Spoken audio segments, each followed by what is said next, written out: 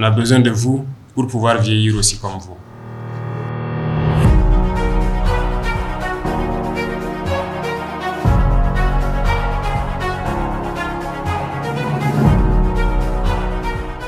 La situation dans laquelle se trouve notre pays requiert le ferme engagement de ses filles et de ses fils sans exclusive pour la restauration de la paix, la culture de la citoyenneté et la promotion de la cohésion sociale.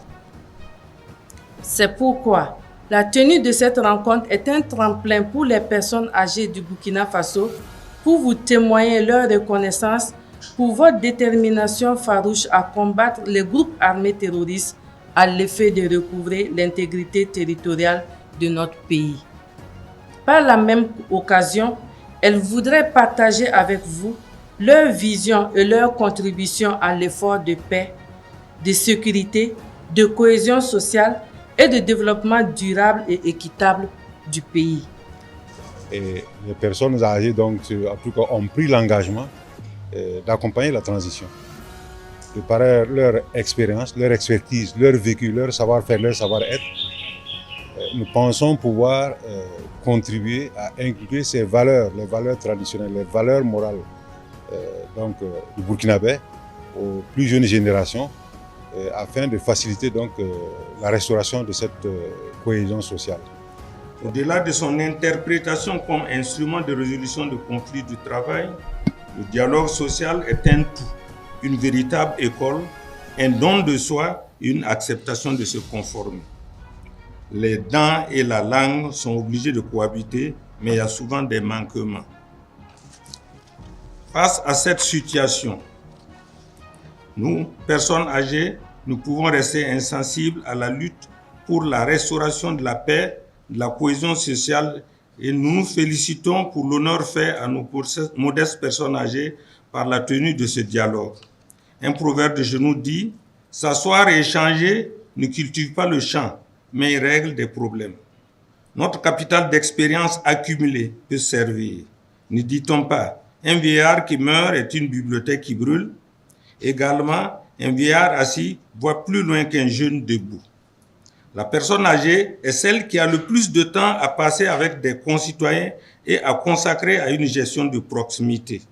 Par ailleurs, les personnes âgées sont dépositaires des instruments traditionnels et de gestion des conflits que sont par exemple le rakiré ou parenté à plaisanterie, les forgerons, les benda ou griots, les wemba qui ont une influence sur les chefs traditionnels, les pourtant pas, etc. Les personnes âgées pensent par ailleurs que l'instauration de tribunaux coutumiers aux côtés des tribunaux classiques pourrait contribuer à la résolution de certains conflits communautaires.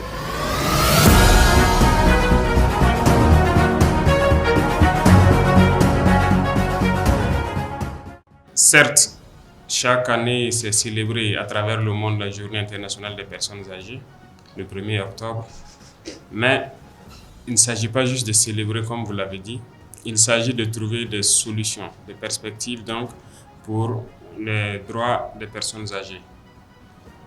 La loi 024 dont vous parlez, et donc je vous prends à témoin Madame le ministre, je suppose que les textes d'application viendront incessamment donc au niveau du Conseil des ministres. Parce que les personnes âgées,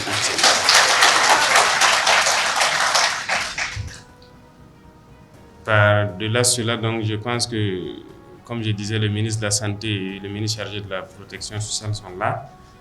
Ils ont bien écouté toutes les préoccupations et donc je vous invite à faire des propositions de solutions urgemment.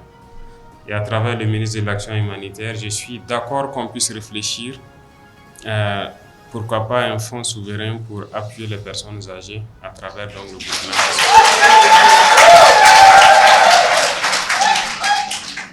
Parce que c'est une question assez cruciale et je puis vous assurer que sur le volet productif, en tout cas d'autres personnes pourront dire autre chose. Ce n'est pas seulement les domaines que vous avez cités, je vais vous surprendre. Même aujourd'hui, si vous faites le point parmi les VDP, il y a beaucoup de personnes âgées. J'en ai connu à l'âge de 77 ans qui ont combattu avec moi l'année passée, qui roulaient bien leur moto, qui passaient toutes les journées avec nous dans la brousse. Donc les personnes âgées ne sont pas improductives. Parce que cela, je pourrais dire que nous avons plus que jamais besoin de vous, maintenant. Vous l'avez remarqué, vous le dites, notre pays fait face à une crise importante. Et cette crise est née de plusieurs facteurs. Nous l'avons longtemps dit que sûrement la corruption, l'injustice peuvent être à la clé donc de conflits. Et pour amener la cohésion sociale, je pense que la jeunesse a besoin de repères. La jeunesse a besoin de réinculquer certaines valeurs. Qui mieux que vous pour nous réinculquer ces valeurs-là? Voilà pourquoi je dis qu'on a plus que jamais besoin de vous. Le Burkina Faso, pays des hommes intègres, l'intégrité est une valeur que certains ne connaissent pas aujourd'hui. La dignité est une valeur que certains ne connaissent pas aujourd'hui. La probité est une valeur que certains ne connaissent pas aujourd'hui.